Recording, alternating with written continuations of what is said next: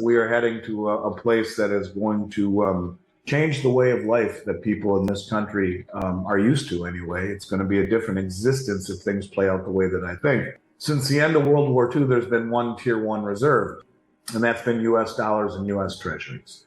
And a Tier 1 reserve is a riskless asset, according to the central banks. And out of nowhere, the BIS, the Bank of International Settlements, which was the central bank, decided to reclassify gold as the world's only other Tier 1 asset. Let me just say that slowly. The world's only other Tier 1 reserve asset. Now let's take a look at the 3 years leading up to that. Does it make sense that the Bundesbank made a big deal about repatriating its gold? Does it make sense that Germany, Austria, Hungary, Poland, Czechoslovakia, and many other of the Eastern European central banks repatriated their gold and started going on a gold buying spree 2.5 years before the BIS announces that it will be reclassified as a Tier 1? Or does it seem more probable that the BIS quietly to their members banks laid out a framework of what was coming and said, you all need to get your house in order. You need to start to accumulate gold and repatriate that in which is outside the borders, because gold is going to have a central theme in what comes next. I would choose the latter. So in 2020, we get to a point where the banks again are massively accumulating gold, but we begin to see some other things that make me pause and wonder, something bigger is going on here.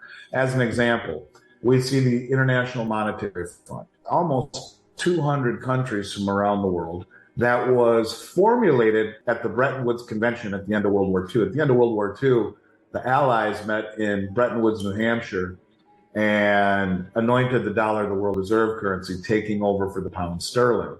And did a lot of things, like peg gold to the dollar at a fixed rate of $35 an ounce, classified dollars and treasuries as a Tier 1 reserve asset, formulated the International Monetary Fund. The IMF was formulated at Bretton Woods. So here we are, 60 years or 80 years later, rather, and they're saying, all these countries from around the world say, we want a new Bretton Woods, a new system. They publicly say on their website. Now things are really getting interesting. Now you've got the IMF saying, we want a new system. We see a rise of a group of reportables on the Commitment of Traders report, which, let me back up and explain what that is. The COMEX market is the commodity exchange here in the States that sets the worldwide price for commodities. And the exchange publishes something every week called the Commitment of Traders. It's a report that shows the positioning of the largest traders on the exchange, only the largest. And typically it was two brackets. You have the commercial banks and the hedge funds. They call them the specs. The specs would be big funds, money managers that are trading large allocations of gold and silver contracts for investment. The commercials largely are the banks. Now, the commercials have a wider designation. Even a company like myself who hedges gold for legitimate purposes would be considered a commercial. But for this discussion, the commercials are JP, Goldman, Citi, Bank of America, those types of players. And the positioning of those largest traders would be on the COT report, COT, Commitment of Traders. And for all my career, every week it was just the hedge funds or the specs and the commercials. Out of nowhere in 2020, we see the rise of a third group of reportables, and they are called the others. And they are believed to be sovereign wealth funds and family offices. We can call them the most well-funded, well-informed, influential private traders on the planet. And they start draining the COMEX market in 2020 to a degree that no one's ever seen before. An exchange that was never established to be a delivery mechanism, all of a sudden Pandora's box was open. And we see in the year 2020, this group, the others, the most well-funded and well-informed private traders on the planet. Now, 3 years previous, you see all sorts of goings-ons with the central banks and their clandestine accumulation and repatriation of gold.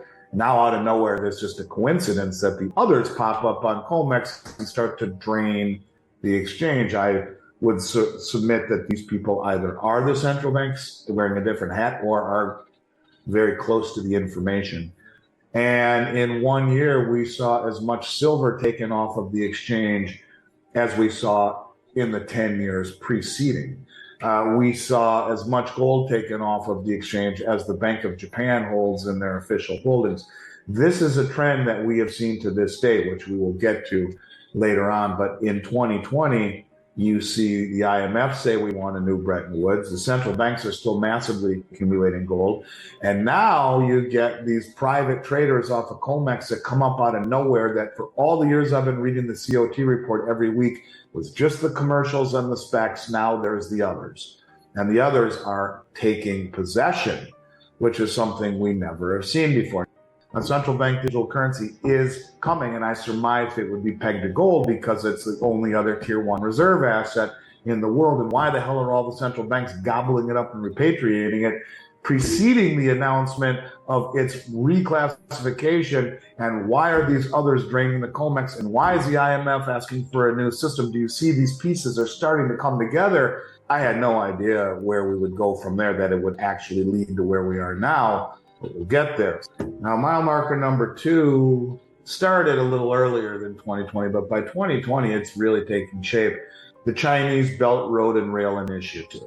Now, when I was talking about this in 2020, no one knew what it was. But it is probably something that everyone should understand vehemently what it is. And it is the most ambitious infrastructure project ever attempted in human history. And it is connecting kind of the old Silk Road, Asia and Africa, parts of Europe and South America. And it is China's ambition to connect all of these countries and build an infrastructure. On the Belt Road Initiative, you have, as an example, all 13 OPEC producing countries. It's approaching 70% of global human population. 45% of global GDP before industrialization. This is no small deal. It is not just connecting these countries with bridges and roads and railways and maritime channels, but it's also connecting them digitally. So I start saying, look, the need for silver in this infrastructure project is enormous. You are connecting 70% of human population digitally as well in a digital and green environment. Silver started taking a very significant role. Anyway, so in 2020, we have the rise of the others. We have the IMF asking for a new system. We have the Belt Road Initiative. We have the banks accumulating and repatriating gold. You can see things are starting to really take shape. 2021 rolls around and we see massive gold acquisition by Russia, by Turkey, by India, by Poland, by China, by Kazakhstan, by Hungary, by Thailand, by Japan, by Brazil. They're all gobbling up gold. So in 2022, when you are the steward of the world reserve currency, it is not your job to tell who can and who cannot use it.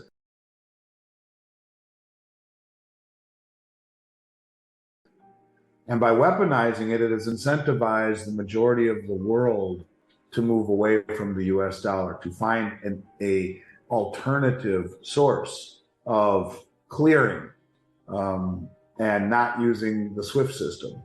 Because countries like China, who have sold treasuries for the past 8 months in a row, 150 billion in treasuries, they're not buying them anymore. Japan's not buying them. Saudi Arabia is not buying them. Russia's not buying them. All of these countries are selling treasuries. Why? Because they're thinking, are we next?